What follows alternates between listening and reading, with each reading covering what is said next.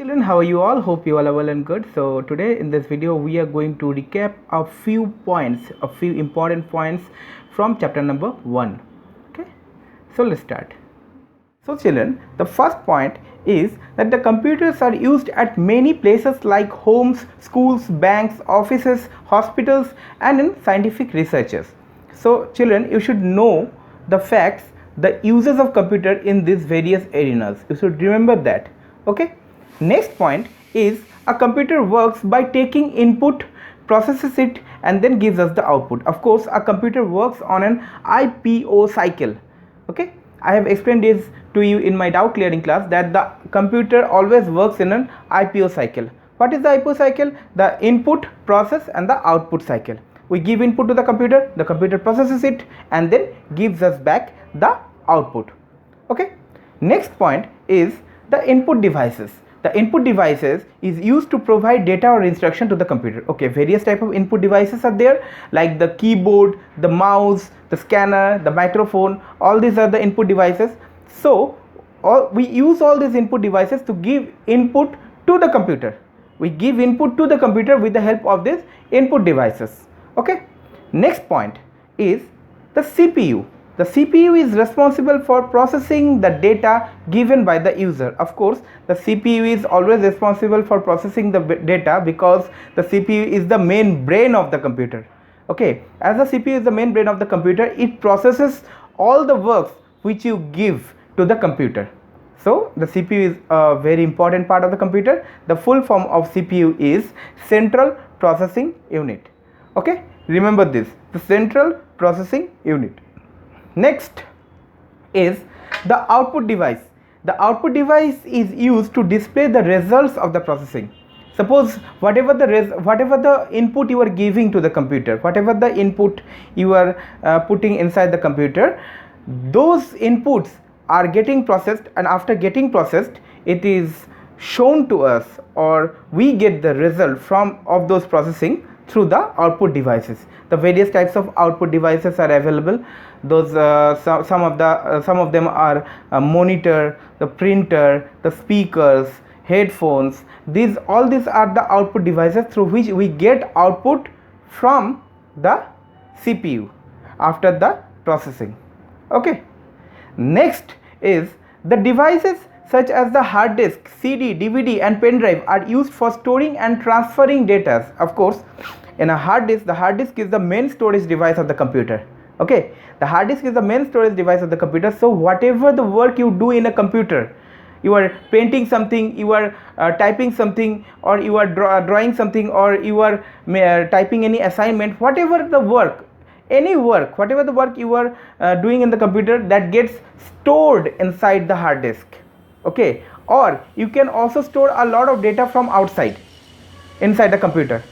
So the hard disk is the main memory of the computer. The main memory of the computer is the hard disk. So the hard disk stores a lot of data inside the computer. Got it? Next is the system software and the application software are the two types of softwares. Of course, children, you must have seen, you must have asked me one question, that what is a hardware, sir? What is a software, sir? So I have told you the difference between the hardware and the software. The part of the computer which you can touch and feel are the hardware parts of the computer, as well as the parts of the computer which you only can see but cannot touch is the software part of the computer. I'm repeating again, the parts of the computer, just like the keyboard, the mouse, the CPU, the monitor, whatever the parts of the computer are there, the parts which you can touch and feel, okay, those are the hardware parts or the hardware components of the computer. But a software component of a computer you cannot touch, that is the screen of the computer. Whatever you are looking into the screen of the computer, can you touch those? No, you cannot touch those. So that part, whatever you are looking into the screen through which you are operating the computer, that part is known as the software of the computer. Okay, so there are two parts, the hardware part and the software part of the computer. Now the softwares are again of two types. Software are of two types. Okay, what are those two types? The application software and the system software. The system software and the application software, whatever you say, there are two types of softwares, the system software and the application software. Now children, what are the system softwares? This system software is used by the computer only. Okay, the system software is used by the computer only. The softwares which helps the computer to run, those are the system softwares. Suppose for example, operating system of our computer, the OS of our computer, that is Windows 10 or Windows 7, whatever you are using in your computer, those operating systems are also the system software. Okay, and the application softwares, what are the application softwares? The softwares through which you work on the computer. You are working on the computer with the help of the application software, like MS Paint. For MS Paint allows you to draw, like MS Word allows you to type, isn't it? Music player is there, so music player allows you to play any music. Okay, so like this, various application softwares are there which allows you to do any kind of application inside the computer. Okay, so these two types of softwares are there. Now this is the end of our computer chapter number 1 recap zone. Okay, it is complete.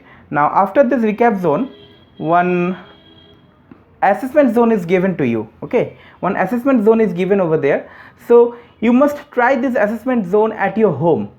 As I am showing you here, this is the assessment zone. So you must try this assessment zone at your home and write it in your copy.